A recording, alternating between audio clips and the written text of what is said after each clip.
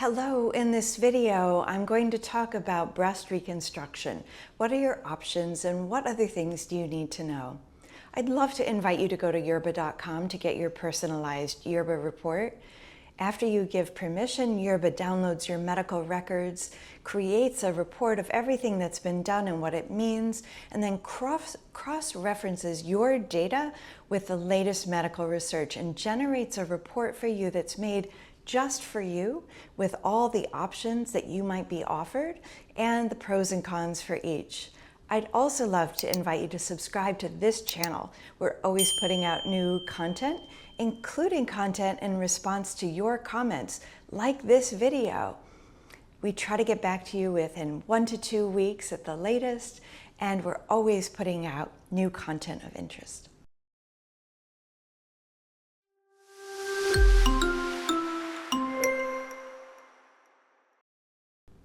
Breast reconstruction is offered to people who've had mastectomy, removal of the breast tissue, and sometimes to people who have a lumpectomy, which keeps the breast mound but can leave a defect when the tumor is removed. Lots of people want to consider reconstruction, and there are very few cases where it can't be offered. Breast reconstruction can be offered to you regardless of your age or the stage of the tumor. It's particularly relevant to people who have a mastectomy. There are many different timing that can be offered for breast reconstruction. You can have it delayed, so it's done after your treatment is all complete. You can have it immediately, and you can also have it done in different steps. There are two main types of reconstruction. There's implant reconstruction, and I'll go through the different types of implants in just a moment. And there's also something called autologous reconstruction. Autologous reconstruction uses your own tissue from your body, and that can be done using tissue from your abdomen, from your back, or from your buttock. And you can have a cosmetically pleasing result on your buttock as well as on your tummy. Most people don't cosmetically gain anything from having tissue from their back used, but a symmetric procedure can be done to make your abdomen look symmetric, the buttocks look symmetric, and reconstruction is done to make your two breasts look symmetric, to increase your breast size or to decrease your breast size. So there are a lot of added advantages to having your own tissue used to create a new breast mound. I'm not going to go into a lot of detail about each procedure using your own tissue. We have another video you might find helpful. So I'm going to spend the rest of this video talking about implant reconstruction. Let's talk about the two types, saline and silicone. A saline implant is really a breast-shaped bag of saline that is made to prevent leaks, although that can happen, and I'll talk about that in a moment. And it's placed based on the size of the breast that you're hoping to have. Saline implants are very aesthetically effective in recreating a normal breast mound, but some people find that it's not as natural appearing. There can be some dimples in the implant itself, so when people feel the implant, they can feel sort of, did you ever get a goldfish in a plastic bag? You would notice that the bag would have these little ruffles at the bottom of them and sometimes along the sides or at the top. A saline implant can leave sort of palpable or even sometimes visible ruffles. This can be 100% acceptable to many people.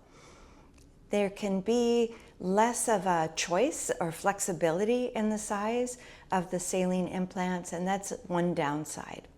Silicone implants can feel more natural.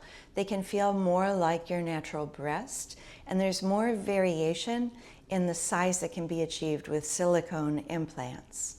They don't have that ruffling at the edges, and for some people, they like the normal feel that the silicone implant recreates. What are the downsides of a silicone implant? Well, having silicone in the body can lead to eventually down the road leaks, or sometimes it's referred to as bleeding of the silicone out of the reconstructed breast into the normal tissue.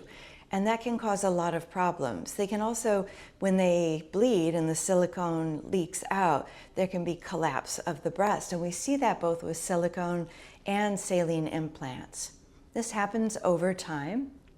The FDA wants to make it clear, and I want to make it clear, that breast implants should not be considered permanent. While the leakage can happen at any point, it tends to happen after 10 to 15 years. And because we don't want a foreign body, the silicone implants can cause more problems. It's recommended that for people with silicone implants, they have an MRI or ultrasound done every 2 years. And this is just an aside. It can be hard to figure out who's ordering that test, because it's common that the plastic surgeon won't be seeing you long term. They won't see you after the surgery is done every 6 months or 1 year every 2 years.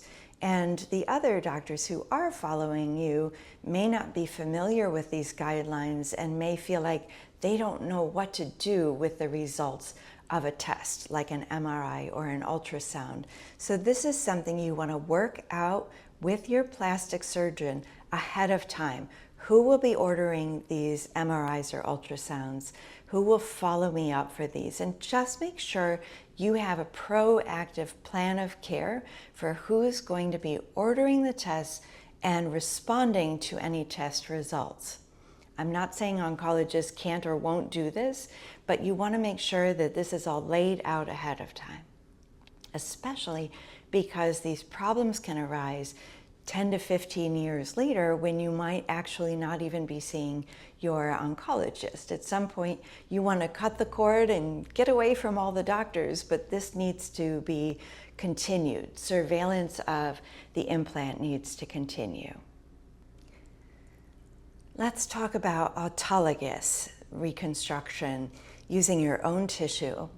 The advantages of using your own tissue is that in the place of a breast, you now have tissue that's actually your own, and there isn't the risk of rupture or capsular contraction.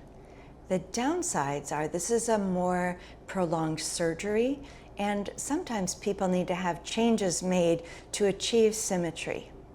They need to have maybe a procedure on the other breast that didn't have cancer or on the reconstructed breast to make the breast look smooth and not have puckers, and to have symmetry on the other side, you may need to have another procedure on the other side just to make sure the breasts look the same, whether you're unclothed or whether you're wearing clothes.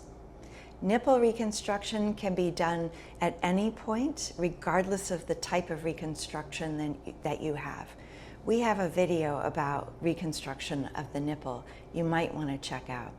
I hope this has been helpful. I've not gone into great detail about what to expect with each of these procedures. We do have other videos about that. Drop a comment or a question below. Like I mentioned at the top of this video, we try to get back to you within 1 to 2 weeks, just as soon as we can. If you've had reconstruction, share your experience with the Yerbba community. And as always, thank you for watching. We'll see you next time.